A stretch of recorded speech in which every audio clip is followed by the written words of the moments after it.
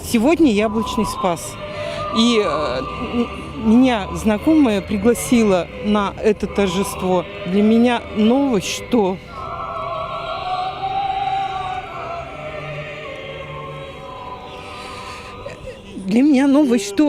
у нас такие люди жили, и что мы о них сейчас только узнаем.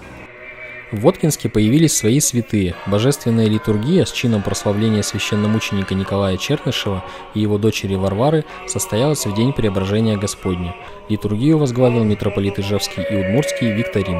Николая и рабы Божии Екатерин, Варвары Христе Божена, и тебе славу воссылаем со безначальным твоим Отцем, со пресвятым и благим и животворящим твоим Духом, ныне и присно, и во веки веков. Николай Чернышев был благочинным Воткинской и Галевской волостей. За безупречную службу возведен в сан протоиерея. Дочь Варвара стала его сподвижницей. Во время антибольшевистского восстания отец Николай вместе с нею помогали восставшим. Когда пришли, чтобы разрушать этот храм, он встал на его защиту. Ему сказали, что если он не отойдет, то его расстреляют.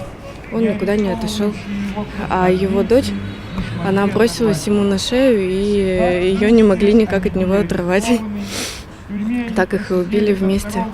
Похоронили мучеников на Нагорном кладбище рядом с Преображенским храмом. Николая Чернышева и его дочь, мученицу Варвару, включили в собор новомучеников и исповедников Русской Православной Церкви решением Священного Синода в марте этого года.